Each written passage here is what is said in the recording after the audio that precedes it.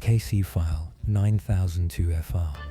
Subject: Federal Reserve Transport Security Compromise. Classification level at time of incident: restricted, law enforcement sensitive, date of final adjudication, sealed pending appellate review, status: declassified under FOIA request 2022 DOJ 04471F. Reviewing authority: U.S. Department of Justice, Criminal Division, Asset Forfeiture and Money Laundering Section. What you are about to hear is drawn from the official case record. The indictment, the surveillance logs, the forensic accounting summaries, and the trial transcripts have all entered the public domain. The names of certain cooperating witnesses and precise vault identifiers of the affected Federal Reserve Branch have been redacted at the request of the Bureau of Fiscal Operations.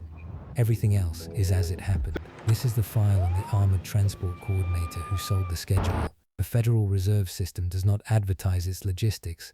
That is by design. The movement of currency, freshly printed, newly retired, or held in reserve against regional demand, happens on timelines that are need to know, distributed across cleared personnel, and reinforced by operational security protocols refined over decades of institutional practice.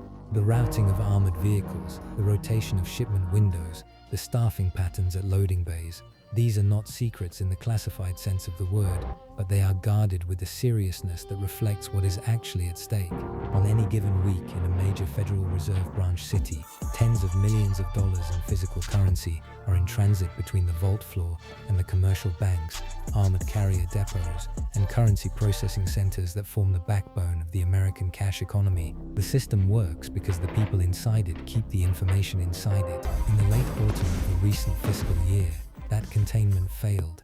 It failed not through a sophisticated penetration of electronic systems, not through a state-level intelligence effort, not through any exotic means. It failed because a man named Marcus Alden Torrey, who held a logistics coordinator role with a private armored transport firm contracted to the Federal Reserve Bank of Philadelphia, decided to sell what he knew to people who wanted to take it. This is how that decision was made, how it was discovered, and how it was prosecuted. Torrey had worked in armored logistics for 11 years by the time the scheme began. His employment history was unremarkable in the best sense: competent, consistent, without significant disciplinary record. He had been with his employer, a regional armored carrier, operating under a multi-year Federal Reserve Service contract, for 4 of those 11 years. His role was scheduling and compliance coordination. He maintained the master dispatch calendar, cross-referenced route documentation with Fed branch requirements, managed the shift assignments for crew teams, and liaised with the branch's own vault operations staff on timing windows. He was not a driver, not a guard, not a vault technician.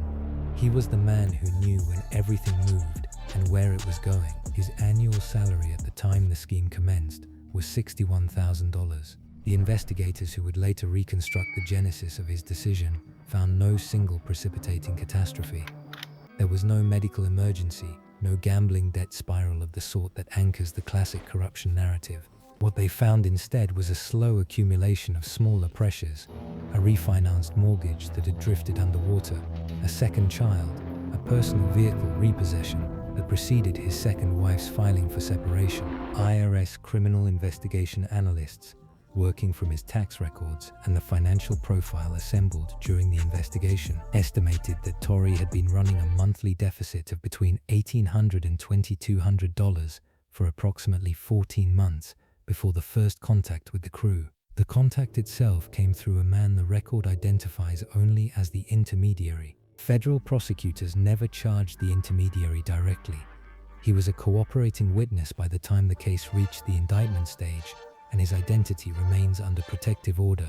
What the record reveals is that he was a peripheral figure in a criminal network that had for several years been studying armored logistics vulnerabilities in the Mid-Atlantic corridor, not in a sophisticated analytical way, but in the way that opportunistic organized crime tends to study things: through acquaintance networks, through word of mouth, through the occasional cultivated contact in the transport and warehousing industries. The Intermediary knew Torrey from a shared social context that the case documents describe only as a mutual personal connection.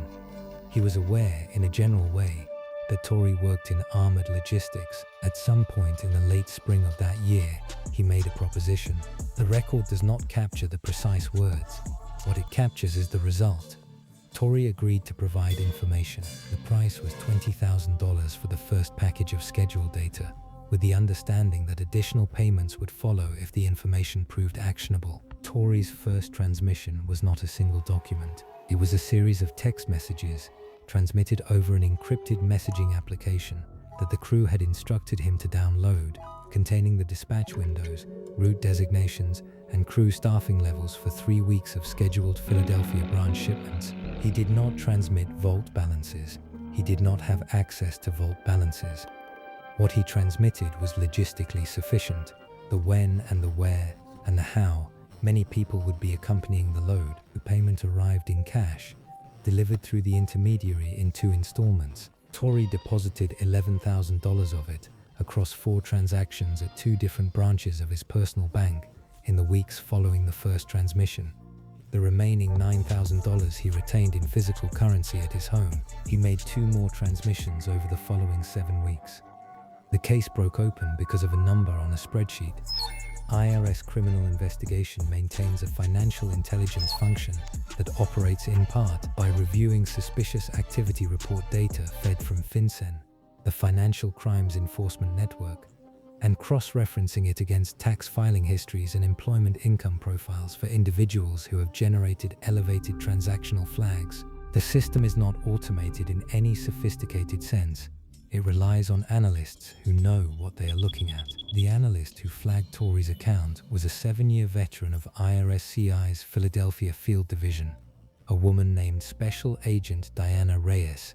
Her casework at the time was concentrated on currency structuring violations and unreported income cases in the transportation sector, a portfolio that had grown out of an earlier investigation into fuel theft at trucking depots. Torrey's name surfaced in a FinCEN report generated by his bank's compliance system, which had flagged the 4 cash deposits as structuring adjacent based on their proximity in time and their combined total falling just below the $10,000 currency transaction reporting threshold. Individually, the deposits were not alarming. Taken together in the context of Torrey's established income profile, they were. His W-2 earnings from the armored carrier did not support a pattern of discretionary cash deposits of that magnitude. His secondary income was negligible. His mortgage arrears were documented in county filing records. The deposits were inconsistent with his financial picture, and they had arrived in a compressed window. Reyes pulled his full financial profile. She ran it against 3 years of filing history. She identified, in addition to the deposits, 2 additional anomalies: a wire transfer of $8,400 to a prepaid card account that she was unable to immediately source, and a pattern of ATM withdrawals from machines in zip codes adjacent to his home address that slightly exceeded what his documented income should have supported. The total unexplained inflow across the review period was approximately $193,000, though that figure would be revised upward significantly as the investigation progressed. Reyes drafted an investigative memorandum and routed it to her supervisor. The memo went to the FBI's Philadelphia field office 3 days later. The field office assigned the case to Special Agent Terrence Okafor of the Financial Crimes Squad. Okafor was a 12-year bureau veteran with a background in bank fraud and a secondary specialization in physical security vulnerability cases, a combination that made him, in retrospect, exactly the right agent for what the case was about to become. His initial assessment, based on the IRS-CI memo, was that Torrey was likely the subject of a structuring or unreported income case. What transformed that assessment was a single query. Okafor ran Torrey's employment through the Bureau's contractor clearance database. The database flagged his Federal Reserve contract affiliation. That flag triggered a notification to the Bureau's liaison office at the Philadelphia Fed branch, which in turn prompted an internal security review by the branch's own facilities security officer.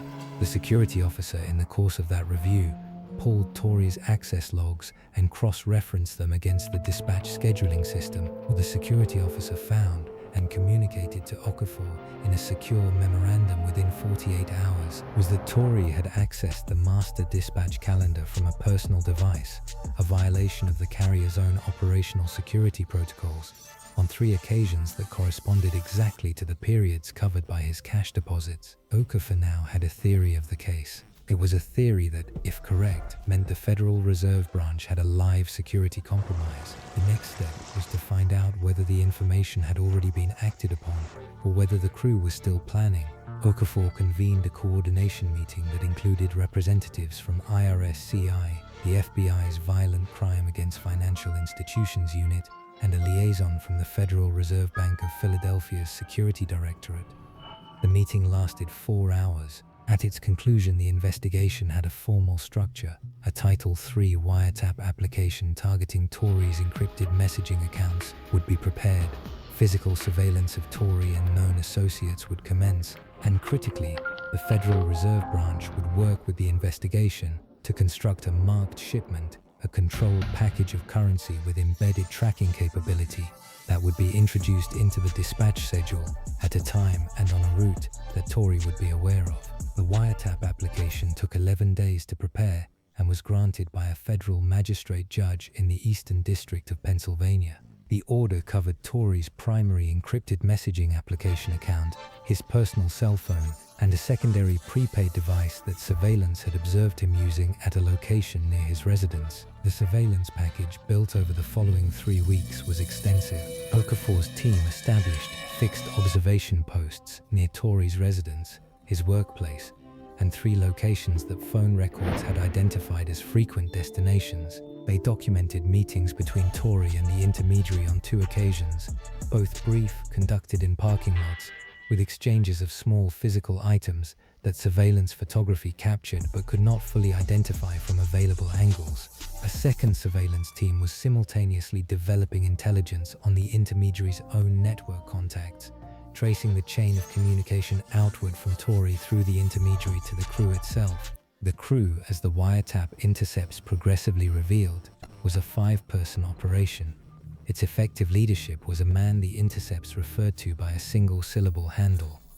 The record gives his name as Devon Strickland, 38 years old, a resident of Newark, New Jersey with prior convictions for receiving stolen property and an acquitted robbery charge from several years earlier.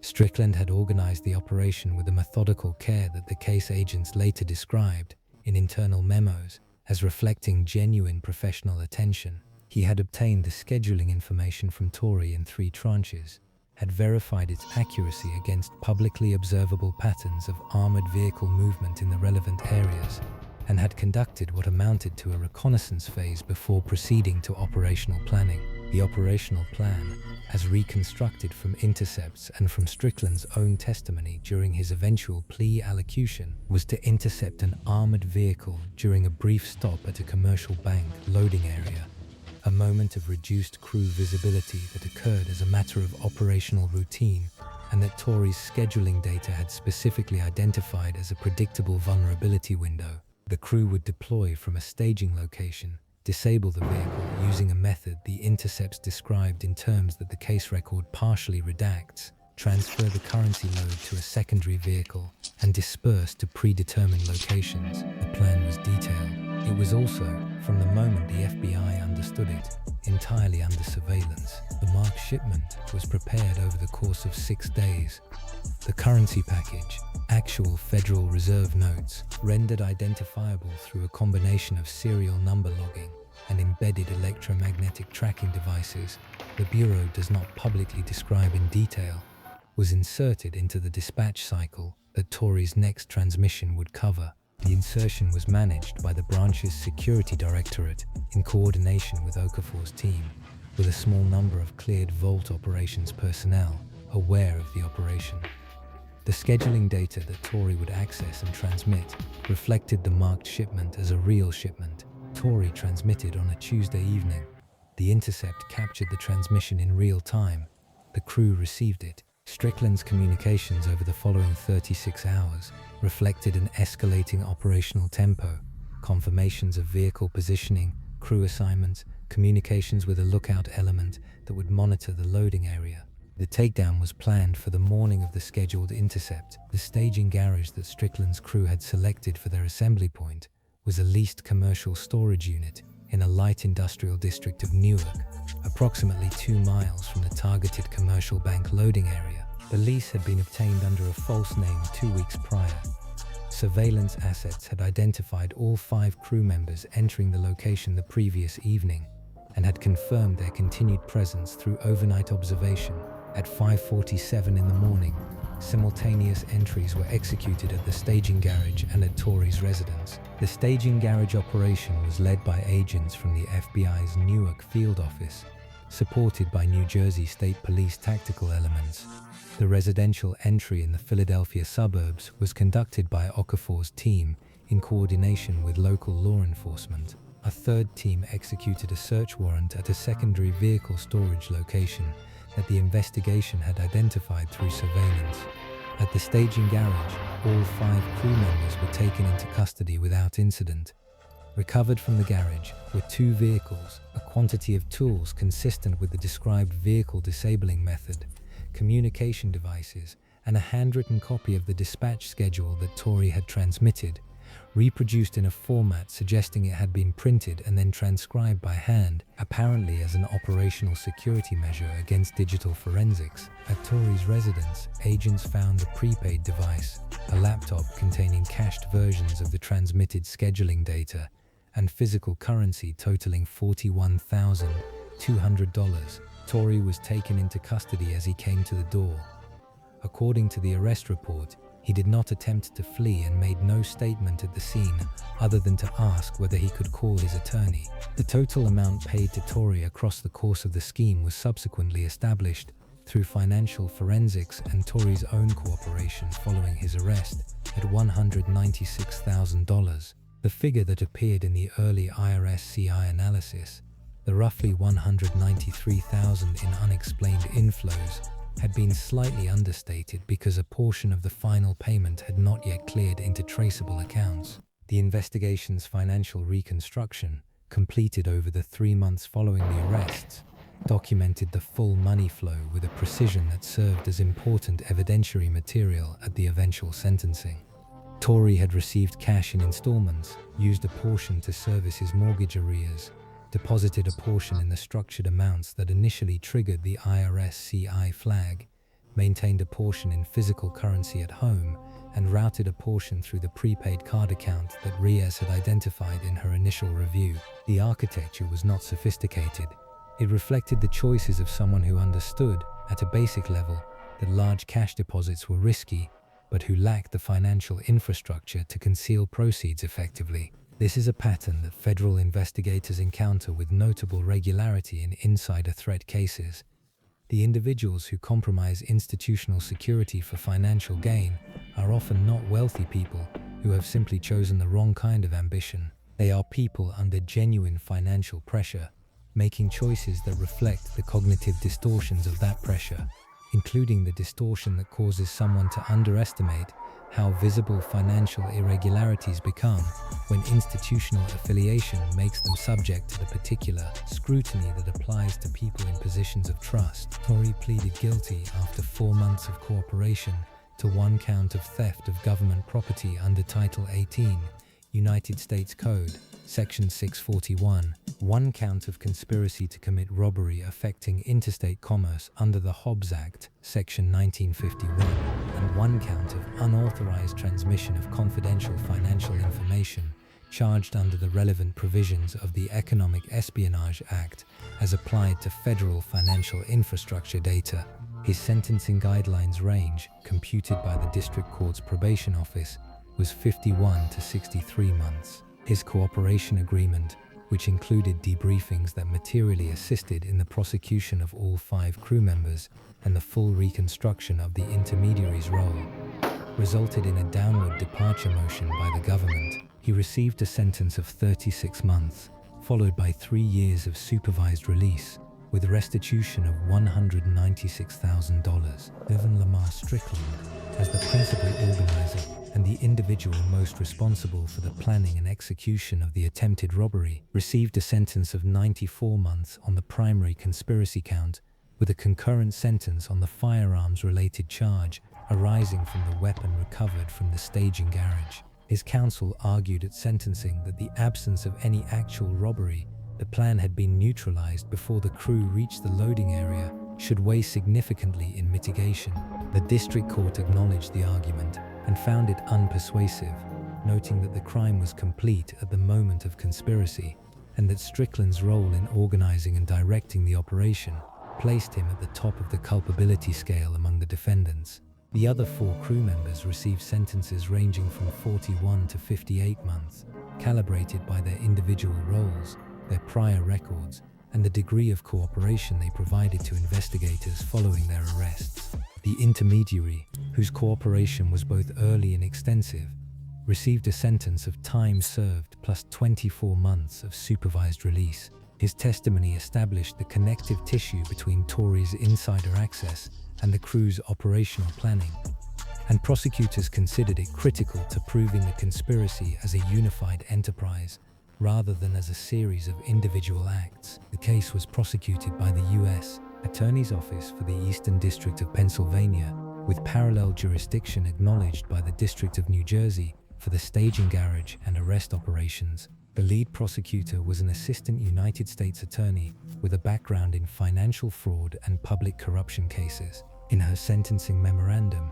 she wrote that the case illustrated a category of risk that institutional security systems must continuously work to address. The risk that resides not in technological vulnerabilities, but in the human beings who hold the scheduling books. The Federal Reserve Bank of Philadelphia, in the aftermath of the case, declined to provide public comment on specific security modifications made in response to the compromise.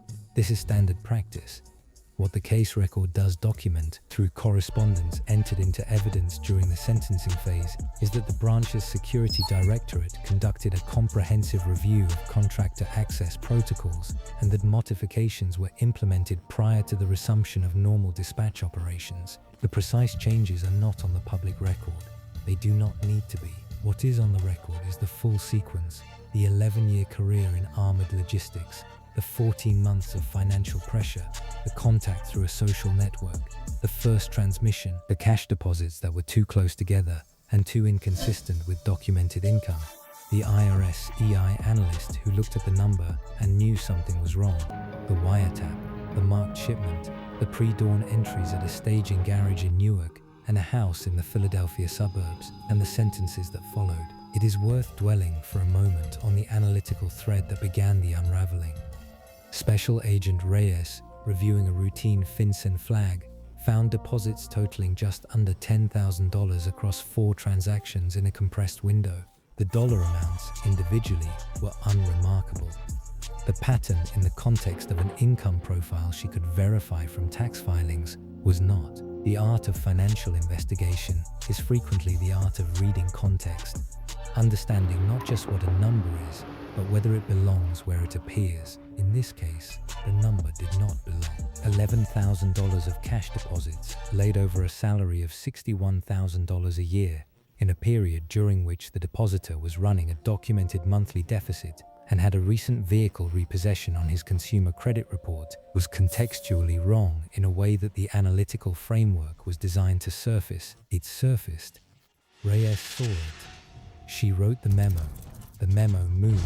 This is how the majority of insider compromise cases are resolved.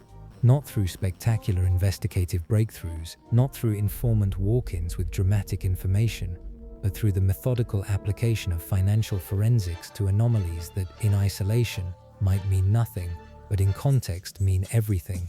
There is a detail in the case record that receives no special emphasis in the legal documents, but that stands out in the reading.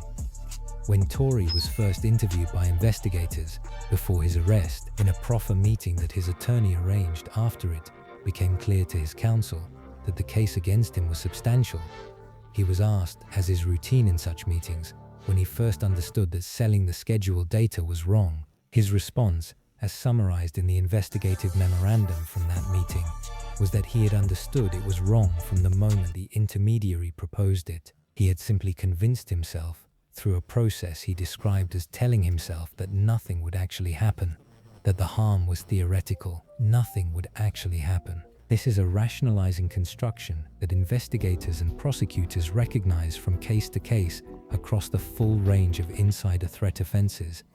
The person who copies the classified document tells themselves it will never be used. The person who accepts the bribe tells themselves the inspector will catch it anyway. The person who sells the vault schedule tells themselves the crew will lose their nerve or get stopped by someone else or find the operation too complicated. Sometimes the rationalization holds, in the limited sense that nothing happens before the authorities intervene. The intervention in those cases becomes the consequence rather than the catastrophe of the underlying act. Torrey's rationalization held in this limited sense. The crew never reached the armored vehicle. The marked shipment was never touched. No violence occurred, but the conspiracy was complete. The money had changed hands. The schedule had been transmitted. The harm was not theoretical. It was fully realized at the moment of the agreement, and the absence of the final act was a function of law enforcement capability, not of any choice Torrey or the crew made in the direction of restraint. The sentencing judge, in his remarks at Torrey's sentencing hearing, addressed this directly. He noted that the Federal Reserve's currency transport infrastructure existed as a matter of public trust, but the ability of the American economy to function depended on systems of physical security that were in turn dependent on the integrity of the people inside them. He noted that Torrey had occupied a position of genuine trust, had been compensated for occupying that position, and had converted that trust into a commercial transaction for personal financial benefit. He noted that the financial pressure Torrey had experienced was real, and that it explained, without justifying, the choice that had been made. He imposed the 36-month sentence and set the restitution amount. He recommended that the Bureau of Prisons designate a facility in the Mid-Atlantic region to allow Torrey's family, his children, who remained in the area with his estranged second wife, to maintain contact during his incarceration. The file closes with the standard notation: case adjudicated, sentences imposed, restitution order entered, supervised release conditions attached. The marked shipment was returned to circulation after the forensic protocols were completed. The tracking devices were removed. The serial number logs were archived. Somewhere in that archive is the full record of a currency package that moved through the Federal Reserve's distribution system under conditions of deliberate vulnerability, surrounded at every step by agents who already knew what was coming, and that arrived at its destination intact. Not because the people who wanted to take it had changed their minds, but because the people who had been watching them had already seen everything. That is the record. That is case file 9002-FR. What remains to be said is not about Marcus Torrey specifically, nor about Devon Strickland and his crew, nor about the intermediary whose name will remain redacted in every public document this case produces. What remains to be said is about the architecture of financial compromise as a category, about why cases like this one emerge with the regularity that they do, and what the federal financial intelligence apparatus is specifically designed to surface. The vulnerability that Torrey exploited was not a gap in technology. The Federal Reserve's currency transport security protocols are layered and redundant. The armored carrier's operational security policies, had they been followed, would have prevented the unauthorized device access that produced the transmissions. The scheduling system itself was not breached in any technical sense.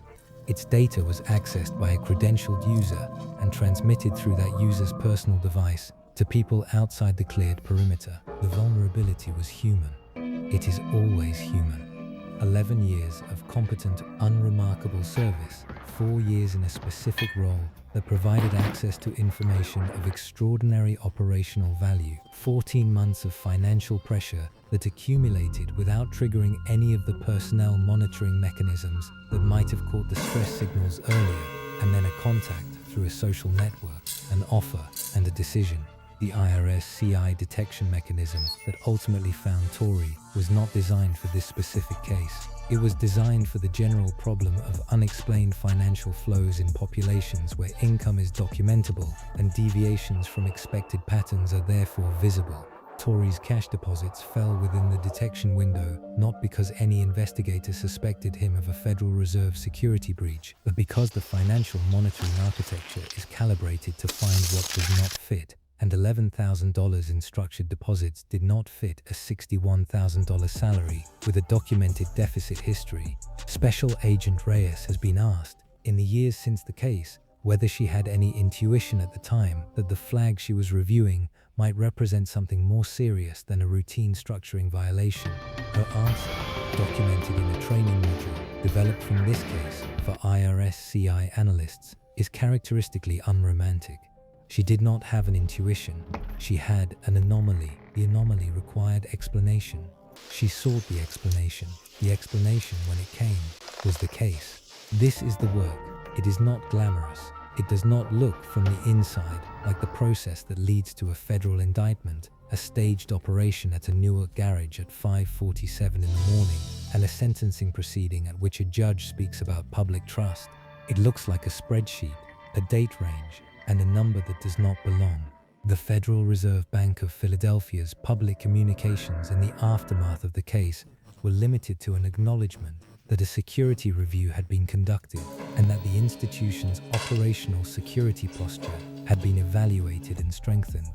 No specific vulnerabilities were described, no specific modifications were announced. The institution's legal counsel submitted a victim impact statement to the district court that emphasized the harm to institutional trust and the costs of the security review and remediation process, without quantifying those costs with precision. The district court noted the statement. The restitution order, directed at Torrey personally, reflected the traceable financial proceeds of the scheme rather than the institutional remediation costs, which the court found to be a category of harm more appropriately addressed through the civil process. No civil action has been filed in the public record of this case as of the date of declassification. The intermediary is living under the conditions of his supervised release in a location that remains protected under the witness program protocols applicable to cooperating defendants in organized crime adjacent cases. His supervised release conditions include prohibitions on contact with any of the other defendants and requirements for regular reporting to a probation officer assigned by the district court. Torrey completed his custodial sentence. His supervised release conditions include prohibitions on employment in any position involving access to financial institution logistics or scheduling data, and requirements for financial disclosure to his probation officer throughout the supervised release period. The restitution order remains outstanding as of the date of this record's declassification. Case file 9002 FR. The Armored Transport Coordinator. The vault schedule. The marked shipment. The garage in Newark. The record is complete. Declassification notation. This case file has been reviewed pursuant to FOIA request 2022 DOJ 04471F and found appropriate for release in substantially complete form. Redactions applied pursuant to Exemption 7C, Personal Privacy Cooperating Witnesses, Exemption 7E, Law Enforcement Techniques, Tracking Device Specifications, and Exemption 3, Statutory Protection, Federal Reserve Operational Security Protocols. The reviewing official certifies that redactions are narrowly tailored and that the released material accurately represents the adjudicated factual record of this matter. End of file.